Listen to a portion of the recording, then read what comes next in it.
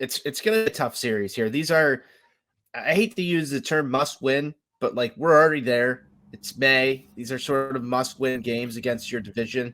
I like to see that.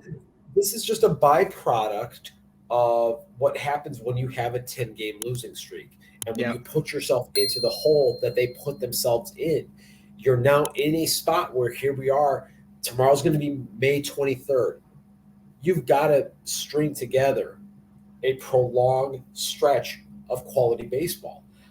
You and I have had this conversation. I've had this conversation with a number of different people. They need to go on a stretch where they win 16 out of 20 to really be taken seriously here.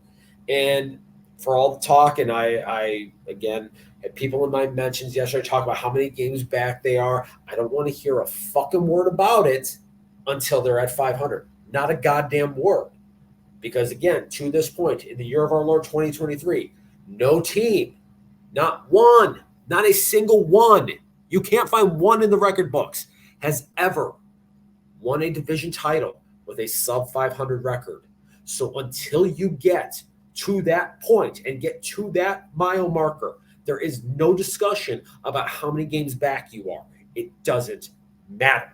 So with all of that being said, I would love for this to happen for the Chicago White Sox this season, just so that we can go back and pull like that whole speech that you gave.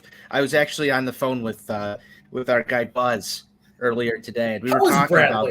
He's doing fantastic, Steven. I'm glad you asked. We were talking about how funny it would be if the White Sox were able to pull that off and like still move pieces at the trade deadline to recoup some costs on some things, and then somehow wound up winning the division at or near that 500 mark, just to like go back and rehash these conversations with you. We think it would be fun.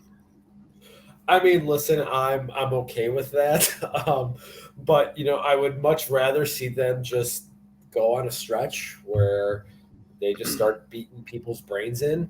I remember, 2010, they had a 38-12 stretch over 50 games. I remember how fun that was. I remember they swept a 9-game homestand. It was awesome. I was having a blast that summer. That would be fun. That would be fun. That would be a lot of fun. That would be a great way to just turn the spirits of the fan base around and make these shows nice and fun. Talking about how, it just feels like we're winning every day instead of having to do this thing where we come on here and we can't even talk about offensive plays. There was no highlights to even tweet out tonight from this ball game because they didn't score any runs. I think the most interesting thing that happened was we saw a bird get demolished off of a ground ball or a line drive that went through the left field side off of a Cleveland bat. But R.I.P. Bird. We've seen a lot of birds get destroyed by baseballs lately. It seems to be a pattern that's developing across the MLB. We might need to put you on it to investigate what that's all about at some point, Steven. But, I'd like to just like have highlight reel plays at least, even if we're going to, piss one away, at least leave the yard once, at least string together some offense, do something. This is a boring baseball game because the White Sox made it boring. And we've seen this before. It's crap. I mean, can you imagine how much fun it would be and the vibes and the positivity if they had a 35-15 stretch and we got everybody out in Lot B cracking beers, having a good old time. They're shooting off fucking fireworks in the ballpark. Guys are hitting the ball or fencing that's set up before the game. Can you imagine how fun that would be?